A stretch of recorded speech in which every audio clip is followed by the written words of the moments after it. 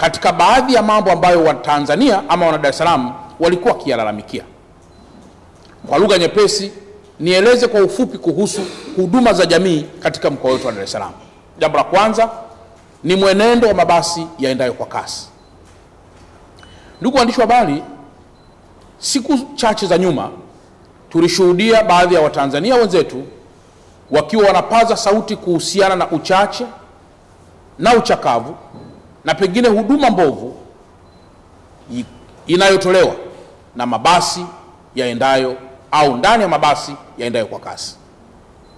Ninayo furaha pia kuwaeleza kuwa kupitia timu maalum ya usimamizi wa Mheshimiwa Kassim Majaliwa aliyefanya kazi yote kwa kumwakilisha Mheshimiwa Rais, njia ya Kimara ambayo ni BRT1 imeshapata mabasi kama ambavyo tulisema, mabasi ya kampuni la Moffat, mabasi zaidi ya 50 ambayo kwa sasa yanatoa huduma kwa kushirikiana mabasi ya UDART ambayo yalikuwa tangu awali yakitoa huduma hizo. Aidha, kwa barabara ya BRT2 inayoelekea Kilwa Road tayari yamekushaanza majaribio ya kupeleka mabasi, na mpaka sasa ni mabasi zaidi ya 20 ambayo tayari yamekushaanza kutoa huduma kwenye barabara hiyo.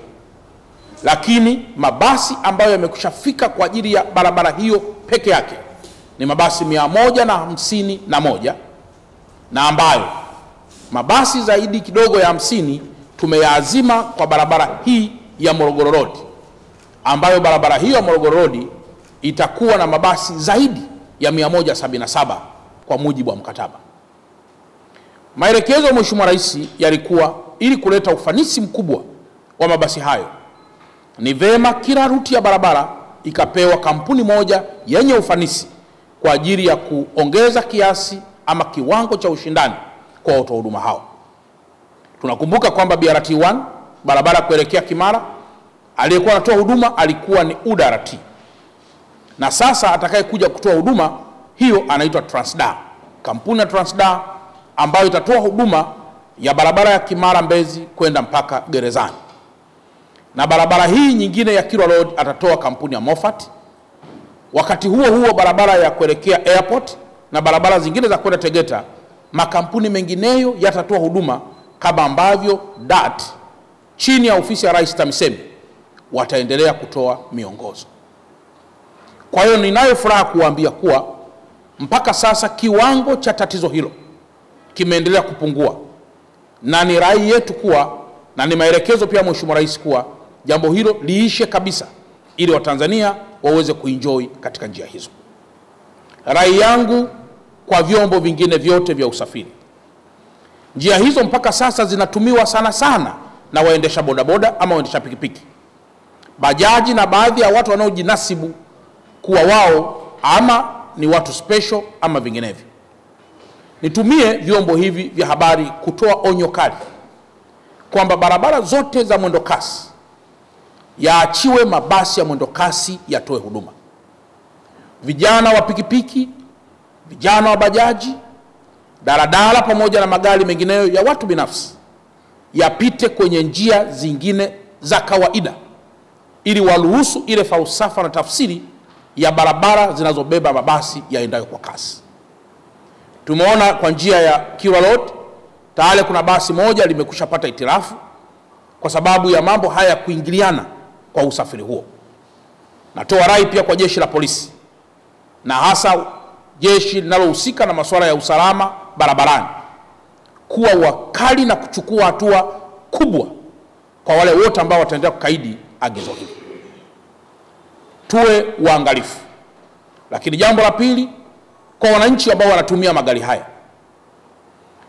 tukiendelea kuingilia madirishani wakati mwingi tutayaharibu mabasi haya kwa haraka na hayatakuwa tena na maana tena kuitwa mabasi yaendayo kwa kasi. Tuendelee kuwa na usikivu, tuendelee kuwa na utulivu, tufahamu kwa mabasi haya yapo na ataendelea kujaa katika njia zetu ili aendelee kutoa huduma kwa Watanzania. Jambo la tatu, Dar es Salaam kwa sasa baadhi ya Watanzania wamekuwa wakilalamikia sana huduma ya maji. Yapo baadhi ya maeneo kama Kimara, Kinondoni, na hata maeneo mengineyo ya Temeke na hapa katikati ya jiji. Production ya maji katika mkoa wetu, mashine zote zikiwa safi, kwa maana kutoka Ruvu juu mpaka Ruvu chini, ni zaidi ya lita milioni 596. Na matumizi yetu sisi wananchi wa mkoa wa Dar es Salaam huwa si chini ya lita milioni 543. Mpaka sasa kulikuwa na changamoto ama kumetokea na changamoto ndogo. Changamoto hiyo ilikuwa moja, ni uchakavu wa pampu zinazopampu maji kutoka Ruvu chini na pampu baadhi za Ruvu juu.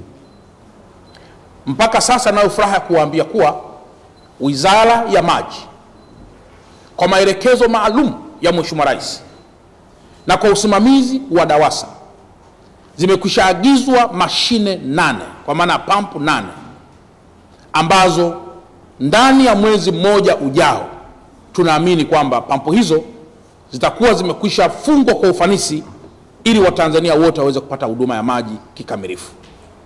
Niendelee kutoa rai kwa yale maeneo yote ambayo mgao unafanyika kwamba si kwa nia mbaya, bali taifa na kwa maelekezo maalum ya Mheshimiwa Rais, huduma hizo za maji zitaendelea kutengamana kuwa imara mara baada ya mashine hizi zote kuwa zimekushafungwa ili kuongeza uwezo wa kusukuma maji kuelekea kwa wananchi. Yapo baadhi ya maeneo kama Kinyerezi, nayo yalikuwa kilalamika sana kuhusiana na maji. Mheshimiwa Rais aliamua kujenga tanki kubwa la zaidi ya lita milioni 10 ambalo linajengwa kwa si chini ya bilioni 34, ikiwa ni pamoja na kufunga baadhi ya pampu katika kituo kikubwa cha pale Kibamba. Tanki lile linakusudiwa kulisha maji kwa wananchi wa Pugu Station, baadhi ya maeneo ya Ukonga, baadhi ya maeneo ya Kinyerezi Segerea na baadhi ya maeneo ya Kibamba. Hivi ninavyozungumza, ndugu waandishi wa habari, matanki hayo yamekushakamilika. Kilichopo sasa ni kuanza kubadilisha mfumo wa mabomba yanayotumika kusambazia maji kwenda kwa Watanzania.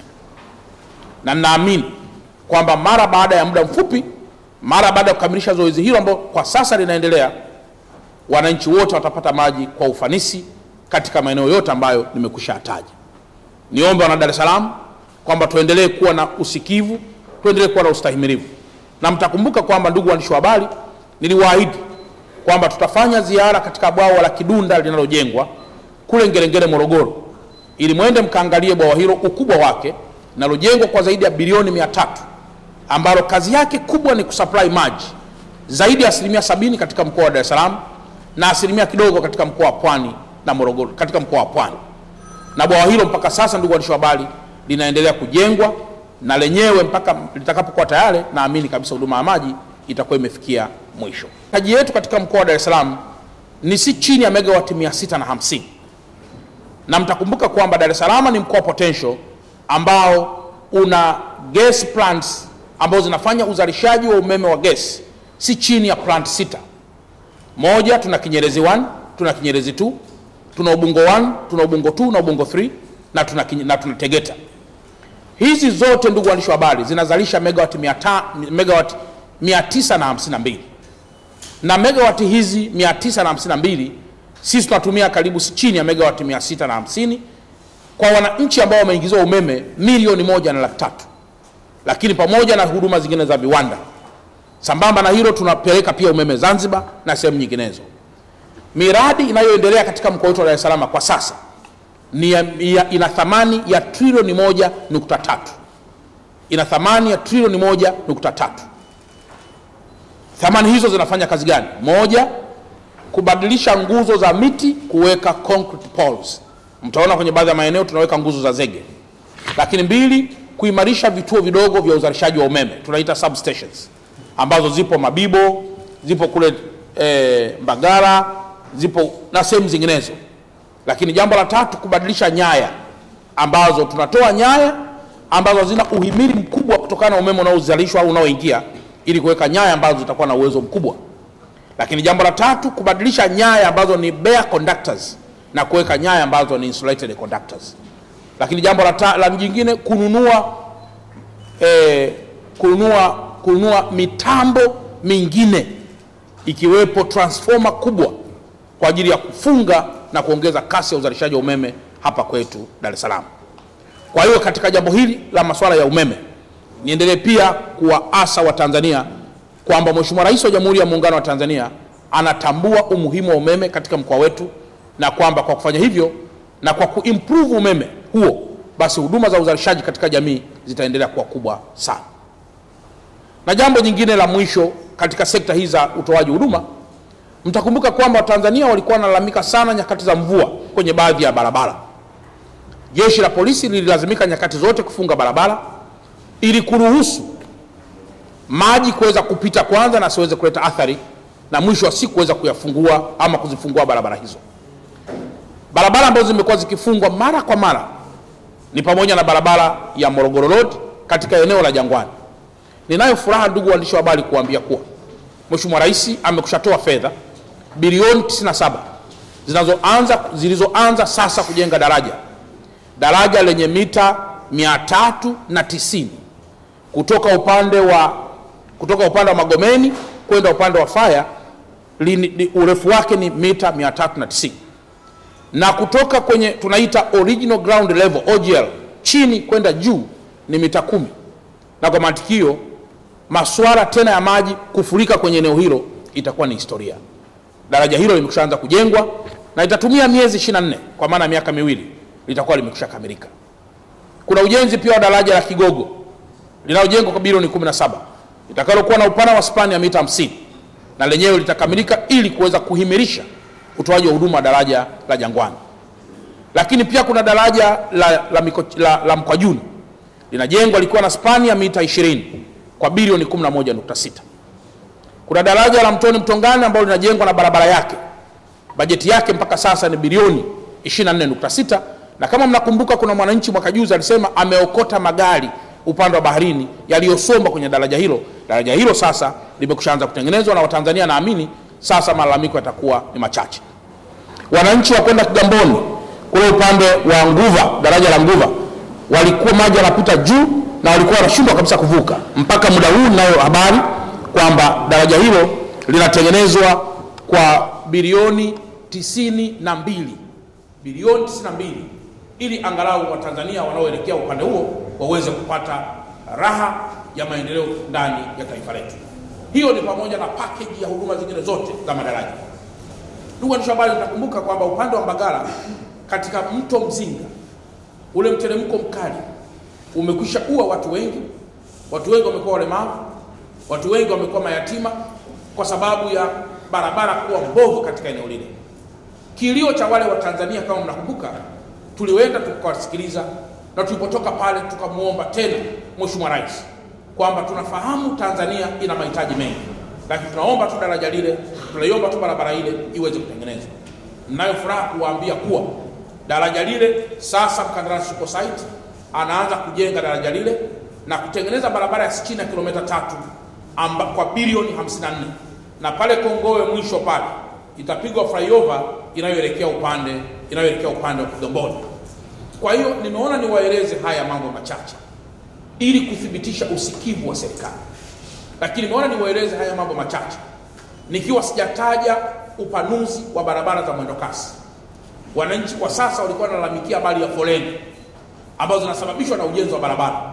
Naomba tuendelee kuwa na imani kuwa Tanzania chini ya Mheshimiwa Rais Dr. Samia Suluhu Hassan itaendelea kuboresha miundombinu yote ili Watanzania sisi tuweze kupata huduma zilizo bora, na mkizingatia kwamba Dar es Salaam ni jiji la kibiashara, lakini ni alama ya kidiplomasia, ni jiji ambalo ni kitovu cha amani katika taifa letu, na kwamba tunaamini tukifanya kila kitu kikawa constant, basi kila jambo litakwenda vizuri.